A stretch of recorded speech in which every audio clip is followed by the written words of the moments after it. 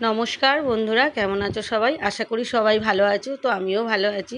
তো বন্ধুরা দেখো, এই যে প্রচুর গরম পড়েছে, তো আমি ভাবলাম যে একটু পাতলা করে একটু মানে মুরগির ঝোল করব। সেটা হচ্ছে একটু ক্যাপসিকাম দিয়ে। তো একটু স্বাদ বদলেরও দরকার আছে। প্রত্যেক রবিবার একই রকমভাবে পদ্ধতিতে করছি, ভালো লাগছে না।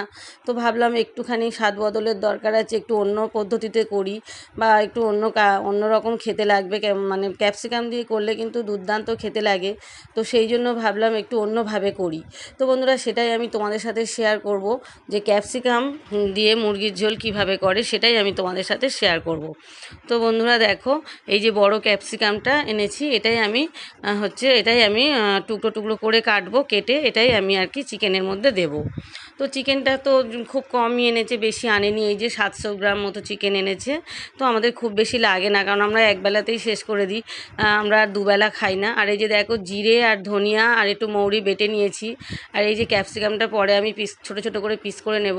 আর এই যে টমেটো আর পেঁয়াজটা কুচিয়ে নেব। আদা রসুনটা বেটে নেব। আর এই যে মাংসটা কিন্তু আজকে আমি ম্যারিনেট করব না। অন্য সময় যেরকম আমি টক দই, হলুদ, লঙ্কার গুঁড়ো দিয়ে মাংসটাকে ম্যারিনেট করে রাখি, সেরকম কিন্তু করব না আজকের একদম সিম্পল পদ্ধতিতে, খুব সাধারণভাবে এই গরমের উপযুক্ত একদম, মানে আমি ক্যাপসিকাম দিয়ে চিকেন করেছি, একদম গরমের উপযুক্ত। তো বন্ধুরা দেখো, প্রথমে আলুটাকে আমি ডুমো ডুমো করে কেটে নিয়ে আলুটাকে আমি সর্ষের তেলের মধ্যে দিয়ে একটু হলুদ দিয়ে আলুটাকে ভেজে নিলাম। আর দেখো, টমেটো আর পেঁয়াজটাকে কুচিয়ে নিয়েছি। ক্যাপসিকামটাকেও আমি ছোটো ছোটো করে পিস করে নিয়েছি, যেমন চিলি চিকেনে দিই ঠিক সেইভাবে করে নিয়েছি। এই রান্নাটা কিন্তু অনেকটা চিলি চিকেনের মতো খেতে লাগে, তবে চিলি চিকেনটা একটু অন্যভাবে হয়, সেটা আরও সুন্দর খেতে লাগে। কিন্তু এটাও কিছুটা ওরকম ধরনেরই খেতে কিন্তু লাগে, খুব ভালো লাগে খেতে। তো অন্য সময় তেলের মধ্যে আমি গোটা গরম মশলা, তেজপাতা, জিরে ফোড়ন দিই। আজ কিন্তু আমি কিছুই দিইনি, খুব সিম্পল করে আমি করছি রান্নাটা। এই যে দেখো বন্ধুরা, সর্ষের তেলের মধ্যে পেঁয়াজ কুচি আর টমেটো কুচিটাকে আমি দিয়ে দিলাম, দিয়ে একটু লবণ দিয়ে এটাকে আমি ঢাকা দিয়ে কিছুক্ষণ রেখে দেবো। কিছুক্ষণ রাখার ফলে এটা কিন্তু একদম নরম হয়ে যাবে। তো বন্ধুরা দেখো, এই রান্নাটা কেমন পদ্ধতিতে করেছি, এটা কিন্তু আমি নিজে নিজে বানিয়ে ভাবলাম যে এইভাবে করলে দুর্দান্ত খেতে লাগবে। আর গরমকালে ভীষণ সুন্দর খেতে লাগবে। একটু ঝোল ঝোলও করেছি, কষা কষা একদম মাখো মাখো করিনি, কিন্তু ঝোল ঝোল একটু রেখেছি। আর পাশে একটু গরম জল করতে দিয়েছি, কারণ চিকেনে তো আমি একটু গরম জল দিই। তোমরা যারা আমার ভিডিও দেখো সবাই জানো, আমি কিন্তু ঠান্ডা জল দিই না। তো অন্য দিন যেমন করি, সম্পূর্ণ আলাদাভাবে কিন্তু আজকের করেছি। তো দেখো, এই যে আমি প্রথমে রসুন আর কাঁচা লঙ্কাটা আমি মিক্সিতে বেটে নিয়েছিলাম, সেটা আমি এর মধ্যে দিয়ে দিলাম। দেখো, পেঁয়াজ কুচি আর টমেটো কুচিটা কিন্তু একদম নরম হয়ে গিয়েছে। তো এর মধ্যে আমি কাঁচা লঙ্কা 6-7টা মতো নিয়েছিলাম, আর একটু রসুন নিয়েছিলাম, নিয়ে আমি মিক্সিতে পেস্ট করে নিয়েছিলাম। তো সেই পেস্ট দিয়ে ভালো করে আমি কষিয়ে নিচ্ছি। কিছুক্ষণ কষানোর পরে তারপরে আমি আদা বাটাটা দিয়ে দেব। তো আদাটা দেখো বন্ধুরা, আদা বাটাটা পরিমাণ মতো বেটেছি, সেই পরিমাণ মতো আদাটা আমি এর মধ্যে দিয়ে দিলাম। তো এবার আদা বাটাটা দিয়ে কিছুক্ষণ আমি আরও কষিয়ে নেব। কষিয়ে নেওয়ার পরে ওই যে জিরে ধনে, গোটা জিরে 2 চামচ নিয়েছিলাম, গোটা ধনিয়া 2 চামচ নিয়েছিলাম, আর গোটা মৌরি 2 চামচ নিয়েছিলাম, নিয়ে সেটাকে আমি আলাদাভাবে বেটে নিয়েছিলাম। তো সেটাও আমি এর মধ্যে দিয়ে দেব। তো বন্ধুরা দেখো, আমি এর মধ্যে 3 চামচ মতো হলুদ গুঁড়ো দিলাম, যেহেতু অন্য সময় মাংসটা আমি ম্যারিনেট করে রাখি হলুদ দিয়ে, আর যেহেতু আমি মাংসটা ম্যারিনেট করিনি, তো সেই জন্য হলুদটা বেশি পরিমাণে একটু দিলাম। কারণ হচ্ছে অন্য সময় আমি ম্যারিনেট করে হলুদ টলুদ মাখিয়ে রাখি, আজকে তো কিছুই মাখিয়ে রাখিনি, একদমই ধুয়ে পরিষ্কার করে শুধু একটু লেবুর রস আমি ওর মধ্যে মাখিয়ে রেখেছিলাম। সেটা বন্ধুরা তোমাদেরকে দেখানো হয়নি, একটু লেবুর রস ওর মধ্যে মাখিয়ে রেখেছিলাম, আর কিছুই দিইনি ওর মধ্যে। তো এবার দেখো, শুকনো লঙ্কার গুঁড়ো 3 চামচ দিলাম আমি, দিয়ে এবার এটা কিন্তু একটু ঝালঝাল হবে, বেশ সুন্দর খেতে হয়েছিল। একটু সামান্য ঝালঝাল হবে, খুব বেশি না, যেহেতু লঙ্কা বাটাও রয়েছে এর মধ্যে। আর একটু শুকনো লঙ্কার গুঁড়োটাও দিলাম। তো দিয়ে ভালো করে এবার এটাকে কষিয়ে নিলাম।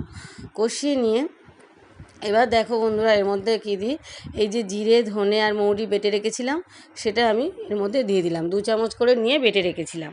তো তোমরা চাইলে মৌরিটা নাও দিতে পারো, আমি মৌরির গন্ধটা একটু ভালোবাসি বলেই দিয়েছি। মৌরি, জিরে আর ধনিয়া তোমরা চাইলে দিতে পারো, মৌরিটা না দিলেই হবে। তো আমি একটু দিয়েছি, আমার মৌরির গন্ধটা ভালো লাগে। তো এই যে দিয়ে দিলাম, ভালো করে এবার ওটাকে কষিয়ে নিলাম, নিয়ে এর মধ্যে একটু আমি 1 চামচ মতো চিনি দিলাম। চিনিটা দিলাম একটু ব্যালেন্সটা ভালো হবে বলে। তো এই যে চিনিটা দিয়ে আবারও ভালো করে একটু কষিয়ে নিলাম, অনেকক্ষণ ধরে কষিয়ে নিলাম যতক্ষণ না তেলটা ওপরে ছেড়ে আসে। তো বেশ কষিয়ে নেওয়ার ফলে এবার দেখো তেল ওপরে ছেড়ে উঠে এসেছে। এইবার আমি মাংসটা দিয়ে দিলাম। মাংসটাতে আমি লেবুর রস মাখিয়ে রেখেছিলাম, তো মাংসটা এর মধ্যে দিয়ে দিলাম। দিয়ে ভালো করে আমি এটাকে মশলার সাথে বেশ কষিয়ে নেব, বেশ কিছুক্ষণ ধরে, বেশ 6-7 মিনিট ধরে আমি এটাকে কষিয়ে নেব। আর ওভেনটাকে কিন্তু আমি মিডিয়াম ফ্লেমেই দিয়েছি, দিয়ে ভালো করে কষিয়ে নিয়ে তারপর আমি মানে এর মধ্যে চাইলে তোমরা গরম জল ঢেলে দিতে পারো। আমি কিন্তু ওই কড়াইতে, মানে লোহার কড়াইতে আমি কিন্তু তরকারিটা মানে কষিয়ে নিয়ে আমি কিন্তু ওই অ্যালুমিনিয়ামের কড়াইতে কিন্তু দিয়ে দেবো। তো এবার দেখো ক্যাপসিকাম কুচিটা আমি এর মধ্যে দিয়ে দিলাম। ক্যাপসিকামটা আমি ছোটো ছোটো করে পিস করে নিয়েছিলাম, যেমন চিলি চিকেনে দিই ঠিক সেইভাবে নিয়েছি। দেখো বন্ধুরা, এটাকে আমি নিয়ে ভালো করে কষিয়ে নিয়ে বেশ ভাজা ভাজাও হয়ে যাচ্ছে এর সাথে, ভালো করে কষিয়ে নিয়ে তারপরে আমি ওই জলটার মধ্যে এই চিকেনটাকে আমি অ্যাড করে দেবো। আলুটা তো আগেই ভাজা রয়েছে, যার জন্য আমি একসাথে সবগুলোই দিয়ে দেবো। তো বন্ধুরা, এই ক্যাপসিকাম দিয়ে মুরগির মাংসের ঝোল কিন্তু ভীষণ খেতে ভালো হয়েছে। আমার 2 মেয়ে তো খেয়ে বলছে মা অসাধারণ হয়েছে, একদম অন্যরকম টেস্ট হয়েছে, দারুণ লেগেছে। তো একটু টকটকও হয়েছে, যেহেতু লেবুর রস মাখিয়ে রেখেছিলাম, তো দুর্দান্ত খেতে হয়েছে বন্ধুরা। তো দেখো এই যে মাংসটাকে আমি গরম জলের মধ্যে অ্যাড করে দিলাম। এবার বেশ কিছুক্ষণ ধরে আমি ফোটার জন্য টাইম দেবো, কারণ ভাত দিয়ে খাবো বলে একটু আমি সামান্য ঝোল রেখেছি। তোমরা চাইলে আরেকটু জল কম দিতে পারো, যারা হচ্ছে পরোটা বা লুচি দিয়ে খাবে, বা যারা হচ্ছে পোলাও বা ফ্রাইড রাইস দিয়ে খাবে, তারা কিন্তু আরেকটু জল কম দেবে। তো আমি যেহেতু দুপুরে খাবো গরম গরম ভাতের সাথে, তো আমার একটু ঝোল বেশি লাগে, তো সেই জন্য আমি জলের পরিমাণটা একটু বেশি দিয়েছি। এই যে লবণ দিয়ে আমি ঢাকা দিয়ে রেখে দিলাম। তো দেখো বন্ধুরা, এবার কিন্তু আমি ওভেনটাকে বেশ জোরে দিয়ে দেবো। দিয়ে এবার আমি কিন্তু এটাকে ফোটার জন্য কিছুক্ষণ টাইম দেবো, কারণ আলুটা সেদ্ধ হতে হবে। তো সেই জন্য কিছুক্ষণ দেখো আমি ঢাকা খুলে দেখলাম আলুটা খুব ভালো সেদ্ধ হয়নি, তো আবারও একটু ঢাকা দিয়ে দিলাম। দিয়ে দেখলাম আলুটা সেদ্ধ হয়েছে কিনা। তো এবার দেখলাম মোটামুটি সেদ্ধ হয়ে গিয়েছে, তো আর একটু সামান্য বাকি। তো আমি একটুখানি ঢাকাটা খুলেই ফোটার জন্য টাইম দিলাম। তো দিয়ে গ্যাসটাকে একটু মানে বন্ধ করে দিলাম, ওভেনটা বন্ধ করে দিয়ে এবার আমি গরম মশলা, ওই যে সানরাইজের যে শাহি গরম মশলা, ওইটা আমি কিছুটা পরিমাণ আন্দাজ মতো আমি এর মধ্যে দিয়ে দিলাম, মানে যতটা প্রয়োজন আর কি সেরকম দিয়ে দিলাম। দিয়ে ভালো করে এবার আমি এই যে ঝোলের সাথে ওটাকে মিশিয়ে দিলাম, গরম মশলাটাকে দিয়ে মিশিয়ে দিয়ে এইবার আমি ঝোলটাকে নামিয়ে নেব।